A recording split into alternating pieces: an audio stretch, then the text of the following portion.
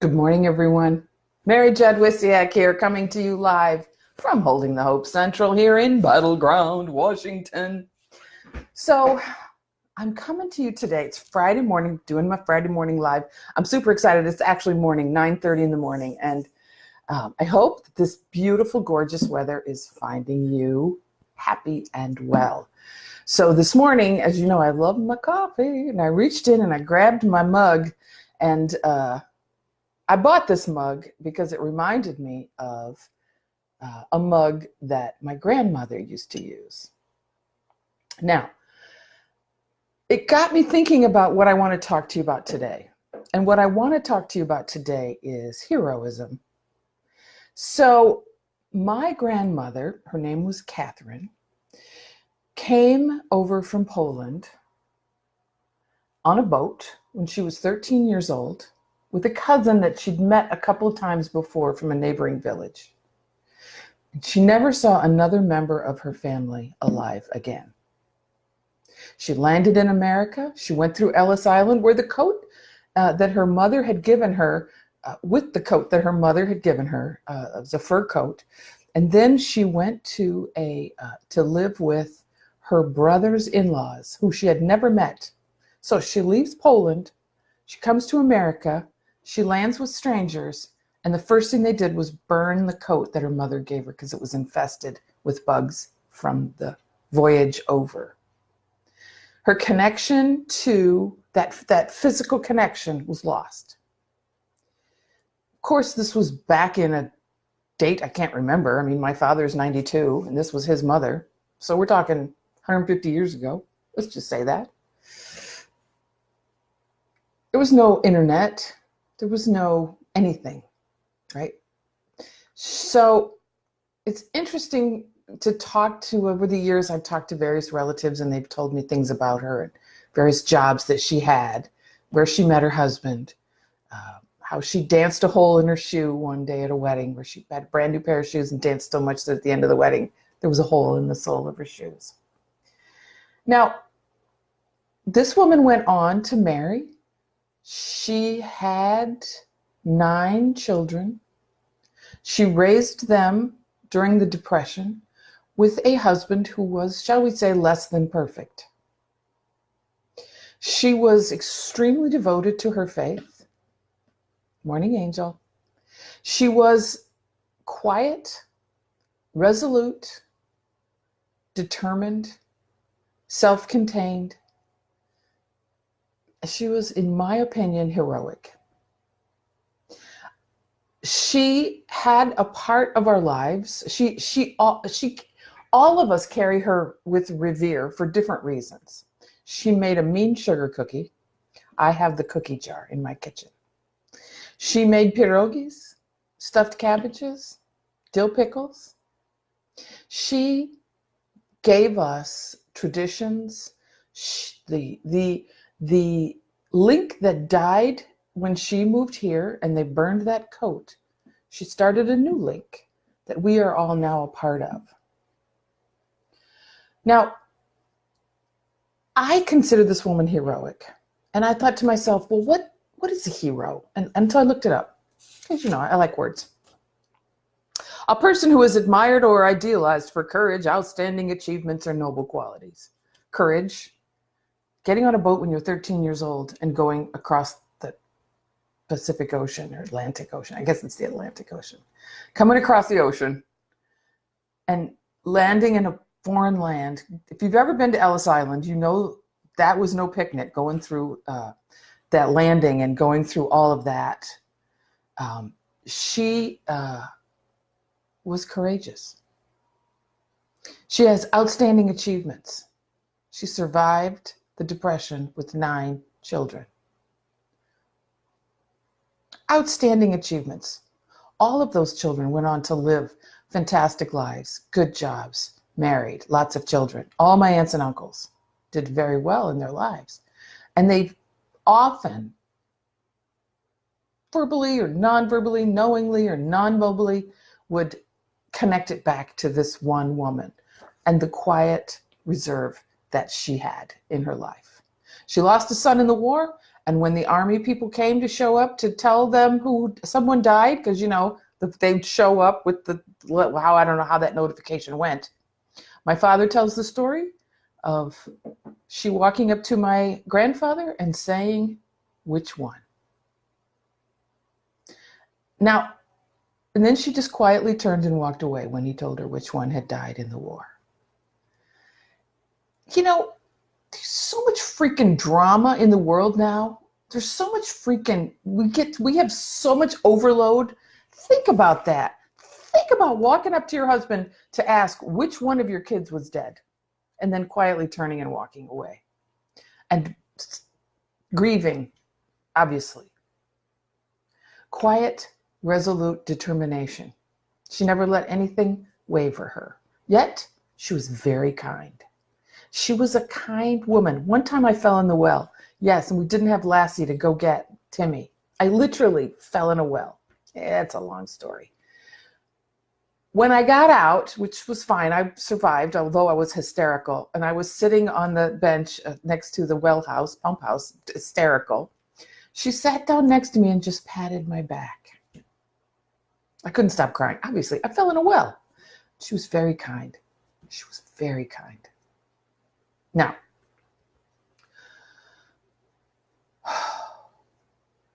I think it's time for me to reevaluate heroism and to kind of see, how can I be a hero in my life and to the people in my world? What are some great, what is it that they said here? Great, outstanding achievement or noble quality that I can exhibit in my life? And who in your life is quietly, resolutely achieving great things and exhibiting noble characters and noble qualities? I'll bet if you look around, there's people all around you. There are people all around you that are fighting illness. There are people all around you that are quietly suffering from loss. There are people all around you that are trying to raise their kids to be the best people they can possibly be. There are people all around you that are dealing with their mental illness or their addiction in ways that those who have never dealt with mental illness and addiction have no freaking idea of the power and the courage that it takes to get up every day and face that day and do your best. So I would invite you to look around in your life and see, who is the Catherine Jadwisiak in your life? Who are the quiet, resolute heroes that are making everybody else's life better? Who are the people that never get acknowledged, that need to be acknowledged? Or maybe they don't need to be acknowledged, but it sure would feel good. Recently, in my community, we lost a colleague this past week. And she was not quiet, but she was resolute. And she was very determined, and she helped a lot of people. And I don't know that a lot of us told her how grateful we were for her. So I'm motivated to say to you that if you have somebody in your life who is making a difference, let them know. Now, that's really all I want to talk about today, is that power that we have to make a difference in other people's lives. And I think what really makes a hero for me is not so much what a person does, but their motivation for doing it. Often we just get into survival mode, and that's okay, right? It's because we're doing things that we need to do to achieve the things we need to achieve, and we're trying not to get distracted. And sometimes staying alive, or staying sane, or staying clean, or staying sober it's all there is to it. And that is a noble pursuit. And those are great achievements. We forget that. We think we're supposed to be like, internet heroes, or we're supposed to be, champions fighting for social justice, or we think that we're supposed to be some big, because, we so freaking much information comes in, and all these people with these very, very contrived and created personas are beginning to tell us how heroic they are, when really they turn off their computers and go and eat a bag of chips or whatever. So when we talk about heroism and we talk about people who've made a difference in our lives, let's think about, what does that mean? Where did we come up with the idea of what good looks like? Where did we come up with the idea of what bad looks like? Is there bad? Or is there just unprepared? I like to think I wasn't really a bad mother. I was just really unprepared. So today, as I think of my grandmother, as I drink from a mug that reminds me of her, my brother has the real thing. So does my other sister. But hey, I got the cookie jar. I just want to remind you about heroism in our world and the people in our lives that have guided us, that have maybe even, we don't even realize the impact that that person had on us or continues to have on us. Maybe we don't care. We just are just moving through. We never even thought to notice. We never even thought to act. We never even thought to pay attention to who taught me how to drive, who taught me my morals and my values. Where did that come from? How did I become such a determined person? A lot of it, I believe, is genetic. And I think a lot of it is just what we see in the people around us. And I think that can be generational. Wow, a lot of people here. I should do this earlier. So, Angel, William, Paula emailed me this morning, when are you going live? I was like, I have no idea. Usually it's whenever my hair dries.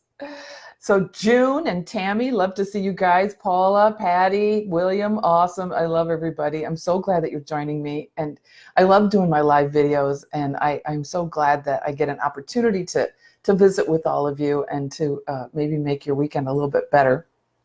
I'm doing something this weekend that I have never done before, but I've always kind of looked at with horror. That's not really the word. With like, ooh, what's that word when you're just like impressed? Like, ooh.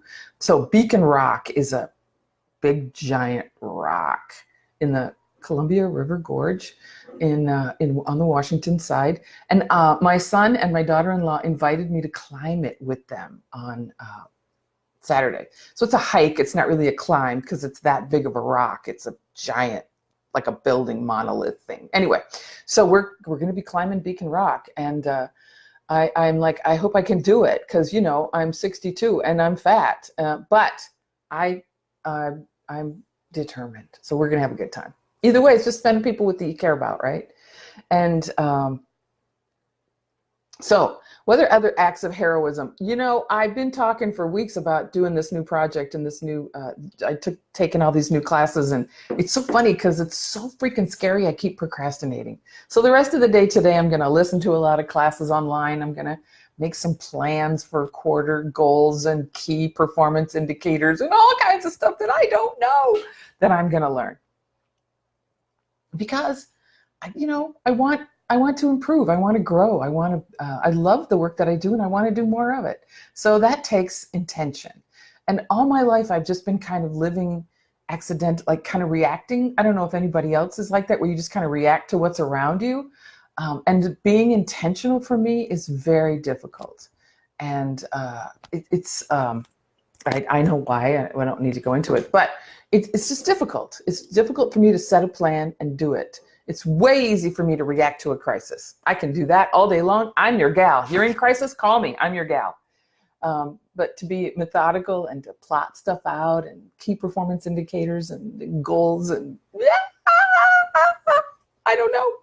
But I'm going to try. I'm going to do this and I'm going to keep trying. So that's what's happening to me this weekend. I bought some new tables, like, you know, coffee table, and I spent the last few nights putting them together. Now I'm like, do I really like these? But it's too late. I already took them out of the box and put them all together. I think I do. So here's my question for you today. Who's your hero and why? And like I said in the thing, right? Don't forget to count yourself. As you look around your world and identify the heroes, the people that are doing great things, the people that are exhibiting honorable qualities, the people that are just keeping their head down and are doing what they need to do in their life, those are the heroes.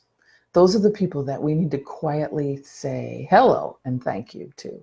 Those are the people that we need to be grateful for and to remember in our prayers and to be observant of, because those are the people that are very quiet. They like to be sneaky ninja and just kind of work behind the scenes. They don't need the drama. They don't need to control the narrative. They don't need to have all their pictures everywhere, right? They just see what needs to be done and they do it. Whether because that's what needs to happen in order for everybody to survive, or that's what needs to happen in order for us to get to the next stage in our development, in our recovery, in our lives. So that's me. That's my Friday morning live. And I hope that you have a fantastic weekend, everybody. And you know what to do here, right? And oops, what? Oh, sorry. So, trying to be all motivational and I get distracted by something as simple as an arrow on the screen. So, yes, here's what I'm going to say. Stay hopeful, everybody. Bye.